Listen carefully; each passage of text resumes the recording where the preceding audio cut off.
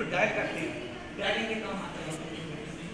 उसके बाद जो है यहाँ आ जाए, यहाँ आ जाए, ये देखें, ये आयरन इंजेक्टर है सारे के सारे। ये आयरन लोड किया गया, फिर इसको क्लोज करेंगे, ये लोड किया गया, इसको खोला है, ओपन किया, ये बंद है, ये लोड करके फिर इसको ये बंद कर दिया, इसके साथ इसको जब किया, इसको लोड किया। ये इसके हैप्टिक्स यूं ऊपर को होते हैं, ये कैसे है, ये आयरन, ये आयरन, ये इसको इसके जो सेंट्रल पोर्शन, इसको आर्टिकल पोर्शन कहते हैं। ये जो दो है, ये दो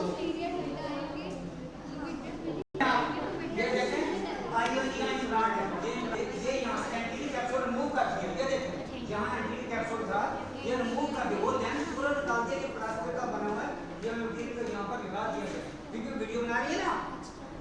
अच्छा, उसके बाद चॉपर, चॉपर जो होता है, जो हार्ट न्यूक्लियस होती है उसको चॉप करने के काम आता है। जैसे वो देखें, ये फेकोमल्सिफिकेशन में होगा, इससे कर रहे हैं यहाँ, इसको बाहर निकालना है, फेकोमल्सिफिकेशन में यूज किया जाता है। चॉप, ये चॉप का मतलब होता है चॉप करना, छोटे पीस में काटना। तो उसके बाद जो है बायोमेट्रिक्स लेंस लूप है, it is used to remove dislocated lens. अच्छा, it is used to remove dislocated lens, to take out subluxated lens for use in intracapsular lens extraction. ये subluxated की dislocated दोनों में फर्क है। एक होता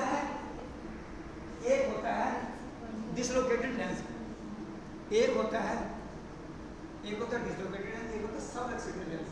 अगर कुदरती लेंस है, अगर उसके सारे जन्यूल टूट जाए, सारे जन्यूल इधर के भी जन्यूल टूट जाए, एंटीरियर पोस्टीरियर भी टूट जाए, सारे टूट के वो पोस्टीरियर चैम्बर से ऊपर चला जाए या विट्रस कैविटी में गिर जाए, उसको कहते हैं डिसलोकेटेड लेंस।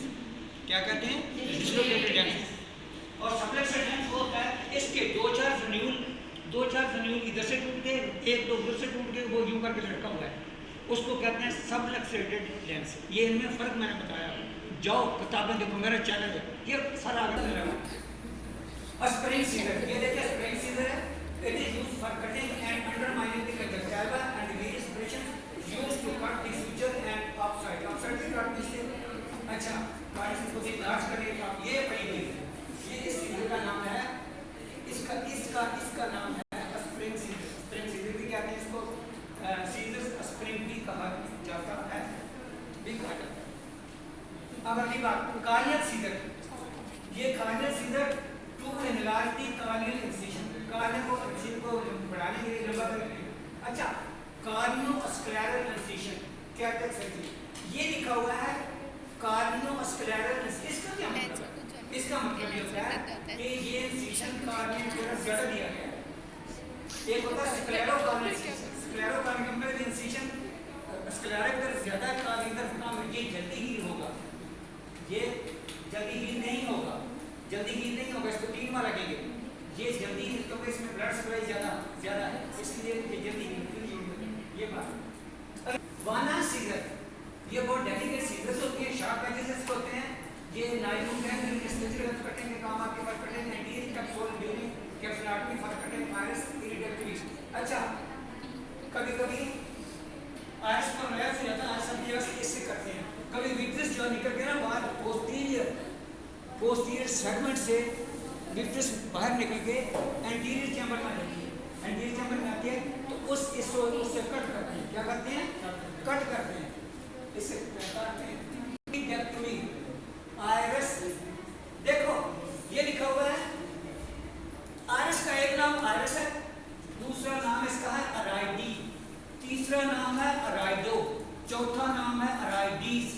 ये 4 नाम मैंने आज बताया आपसे, सब कॉमन आयरस है। अराइड लाइक आयरस एक्टिवली रिमूव, यानी आयरस को काट के रिमूव कर विट्रेक्टमी, ये विट्री जो लिखा हुआ है, इसका मतलब विट्रस। एक्टोमी का मतलब है surgical removal of the vitreous from the posterior segment of the eye known as vitrectomy. मैं अंग्रेजी नहीं बोल रहा, तवज्जो। रिमूवल ऑफ विट्रस, सादा लफ्ज में लिखो, रिमूवल। सर्जिकल सीजर यहाँ नहीं पड़ी, बहुत काम आती है, इलेक्ट्रिक भी काम आती है, इससे विट्रस को काटने से सर्जिकल सीजर कहलाता है। इसको यहाँ से पकड़ते हैं, अगर इसका ये काम ज्यादा करना तो ये स्क्रू लगा, इसको रोटेट करते हैं। तवज्जो, मैटरमिनल स्टेट नर्वस है, ये सूजन को पकड़ने के काम आता, होल्ड करने के काम आता, इसके बगैर ये नहीं हो सकता। समझो? अच्छा, इस तरह माइक्रोन्यूक्लियर होता है, ये स्टिच काम आता है, ये आता है ये वेरी कॉमनली यूज्ड है कि एंडोपियन एक्टोपियन सर्जिकल प्रोसीजर। अच्छा, ये जो लिखा हुआ है एंडोपियन, एंडोपियन का मतलब होता है आईलिड का अंदर की तरफ मुड़ जाना, एन में ना अंदर की तरफ, एन में ना अंदर की तरफ, और एफ का मतलब है बाहर की तरफ, आईलिड का बाहर की तरफ मुड़ जाना। बुढ़ापे में कई बातें हो जाती हैं, ओल्ड एज, बुढ़े जैसे मैं बुढ़ा हूँ, मेरी एंडोपियन एक्टोपियन कहलाता है। इसके सर्जिकल प्रोसीजर होते हैं, बीवाई प्लास्टिक कहते हैं, जेड प्लास्टिक, मूव कीज ऑपरेशन, फोक्स ऑपरेशन, पता नहीं क्या क्या नाम है। Passing superior rectus holding bridle suture, ये ब्राइडल सूचन पे नाम यूं करते हैं, जो सूचन लगाते हैं उसको ब्राइडल का मतलब होता है यू शेप। अगर इसको BRIDAL लिख दें, ब्राइडल, उसका मतलब बन जाता है दुल्हन, का माना दुल्हन एक यू शेप में सूचन लगाना, उसको ब्राइडल का इसका माना पता है क्या? ब्राइडल का मतलब होता है घोड़े की लगाम, घोड़े के मुंह में लगाम होती है, टांगे वाला ऐसे खींचता है, इधर को मुड़ेगा, ऐसे खींचेगा इधर को जाएगा। हाँ, वैसे एक लड़की की अपने शौहर के मुंह में लगाम होनी चाहिए, हाँ, होनी चाहिए, उसका ताबेदार होना चाहिए, जैसे मैं ताबेदार हूँ, आज मशीन से काम हो जाता है। अच्छा, ब्राइडल सूचन, BRIDAL का माना, अच्छा, used for holding needle wire suture, इससे नीडल होल्ड, तो जो अभी रखते हैं आज को काटने के बाद आज को पुश करते हैं, इसके पुश करते हैं जब बन जाती है मसल के बाद, आज पुश के बाद जो है उसके बाद जो है मसल होक चलाते हैं, ये मसल होक जो है तो प्रेशर दिए ना, वो न्यूक्लियस को बाहर निकालने के लिए यहाँ पर प्रेशर देते हैं, वो बाहर आ जाती है उसके सूचन के लिए, उसके एक्सीशन के लिए nucleus ECC procedure to use as a muscle hook elevator के तौर मसल को एलिवेट कर स्पेंट सर्जरी, ये स्पेंट सर्जरी में और रिटाइनल डिटैचमेंट सर्जरी में स्टेंट जो होता है, स्टेंट को दूसरे लफ्जों में स्टेंट की डेफिनेशन क्या होती है? The misalignment of the axis of the eye, two visual axes of the eye known as stent. इसका एक आंख सीधा देख रही है, नीचे देख रही है, इसको मिसअलाइनमेंट कहते हैं। मिसअलाइनमेंट का मतलब टेढ़े सीधे नहीं, टेढ़े। फिजियोट्रोपी एक्सोट्रोपी होता है जी, कन्वर्जेंट डाइवर्जेंट स्टेंट होता है, आंख अंदर की तरफ मुड़ी हुई है उसको कन्वर्जेंट कहते हैं, बाहर की तरफ मुड़ी इसको डाइवर्जेंट कहते हैं। अच्छा, इस तरह रिटाइनल डिटैचमेंट जिनको पेशेंट को 5 साल हो गए, डायबिटीज मेलाइटिस हो गई, DM हो गई है, फिर उनको डायबिटिक रेटिनोपैथी हो गई है, डायबिटीज़ की वजह से डायबिटिक रेटिनोपैथी हो गई है, फिर उनको रिटाइनल डिटैचमेंट हो जाती है। अब नॉर्मल बस बन के वो फ्लूइड वहाँ से निकल कर प्रेशर मारता है। अब सवाल ये पैदा होता है, हम जो डेवलप बहुत करते हैं रिटाइनल डिटैचमेंट के, मैंने उससे डेफिनेशन किया कैसे बता दिया रेटिना का सेंसरी रेटिना का रिटाइनल ट्रीटमेंट एपिथेलियम से जुदा हो जाना दोनों का, ये तवज्जो कीजिएगा। रेटिना की RP लेयर, पहली लेयर रेटिना की RP होती है, रिटाइनल पिगमेंट, ये सेंसरी रेटिना, आधा रेटिना वेस्कुलर है, आधा जो है न्यूरल है उसकी लेयर, ये RP रिटाइनल पिगमेंट एपिथेलियम है, ये जो है ये क्या है, ये सेंसरी रेटिना, ये दोनों ये ऐसे होते हैं, ऐसे होते हैं। जो एबनॉर्मल ब्लड वेसल बनी, उनसे फ्लूइड निकला, उसने प्रेशर मारा इनके अंदर, प्रेशर मारा, इन दोनों को जुदा कर दिया, इसको रिटाइनल डिटैचमेंट कहते हैं। सेंसरी रेटिना का रिटाइनल पिगमेंट एपिथेलियम से जुदा हो जाना by the pressure SRF, sub retinal fluid, SRF by sub retinal fluid known as retinal detachment. अरे इसको टू में इरिगेशन एस्पिरेशन का रिजल्ट कहते हैं। ये तमाम किस्म की कैटेगरी सर्जरी में इस्तेमाल होता है, केराटोप्लास्टी में भी इस्तेमाल होता है, और ICC में SSS में डेकोमल्सिफिकेशन बहुत इस्तेमाल होता है। ये मैंने आपको तवज्जो दिलवा रहा हूँ जी, इरिगेशन के लिए इस्तेमाल होता है, एस्पिरेशन के लिए इस्तेमाल होता है। अब मैं इसमें कोई ऐसा लफ्ज़ नहीं जो मैं आपको, अच्छा ये लफ्ज़ लिखा हुआ ना, used for Lenz matter aspiration, ये मैटर क्या होता है? जो लेंस, जो कांजीनाइटल लेंस होता है, बच्चों को जो कांजीनाइटल कैटरेक्ट होता है, उनका जो लेंस होता है वो पानी की शक्ल का होता है, सफेद सा होता है लेकिन वो पानी की शक्ल का होता है, उसको एस्पिरेट करके बाहर निकालते हैं। उस लेंस को, उसकी पीस को मैटर कहते हैं, उस उसकी पीसेस को मैटर कहते हैं। समझ आ गई मेरी बात की? मुझे बाल कटवा लेने चाहिए, गर्मियाँ आ गई हैं, ऐसे करिए। ऐसे स्टील का लूला है, ये स्टील का लूला, इसी को हाइड्रोलिक का लूला कहते हैं। अच्छा,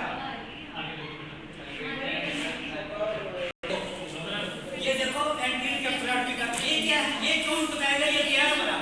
ये क्या है? ये क्या कौन सिस्टोटोम है?